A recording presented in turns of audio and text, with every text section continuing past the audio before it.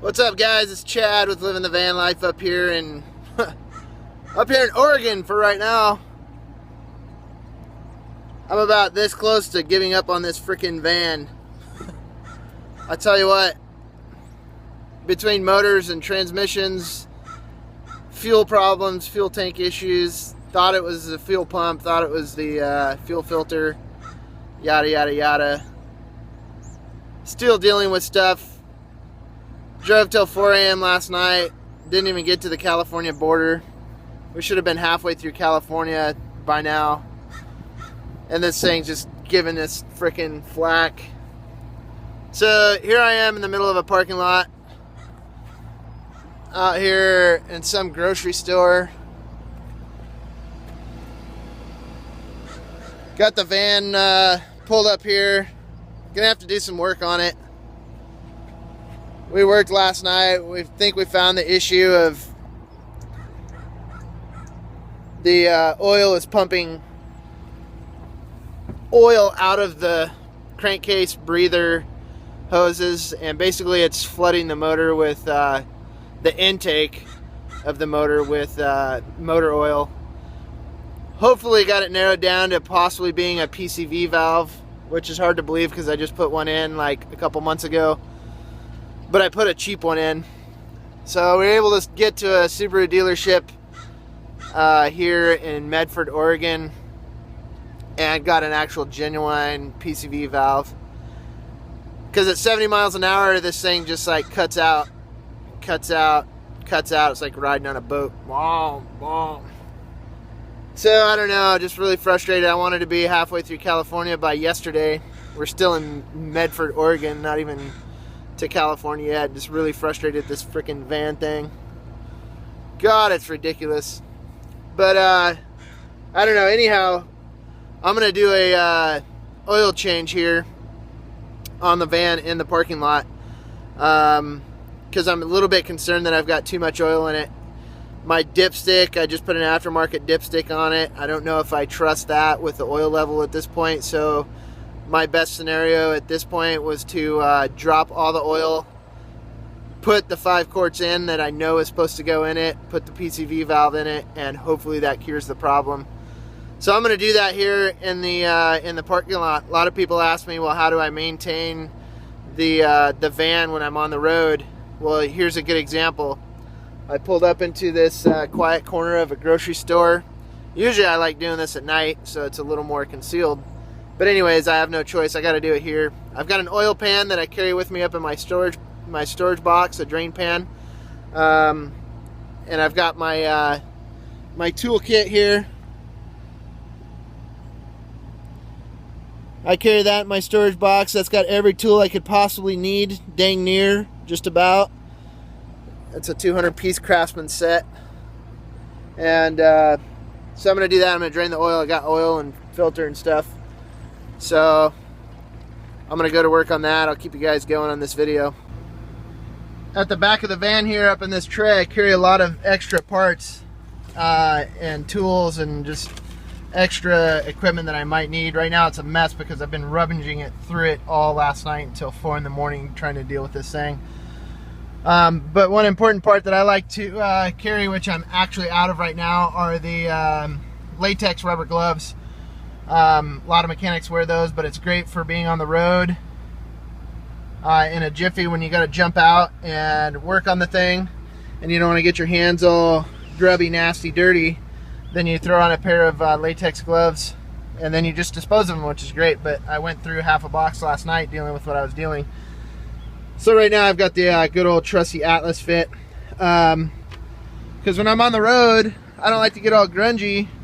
So I also carry this cool, I hate to ruin it because it's a cool blanket, but saddle blanket so I can lay down underneath the van and deal with what I need to underneath without getting too dirty. So just a few pointers of stuff to carry along with you when you're on the road. Now when you're doing this on the road, it's absolutely positively important that you take your time and do not make a mess, because you don't want to end up with any oil spills or any situation going on in a parking lot to where you're going to have to deal with an environmental spill issue or anything like that. Okay, so now the trick for disposing after you've drained the motor oil into your drain pan here, and you go ahead and refill your oil pan with the oil that you're getting. But keep your oil jugs around, because now what we're going to do is we're going to take this bad motor oil, put it into this can and seal it off. It makes it a lot easier to dispose of.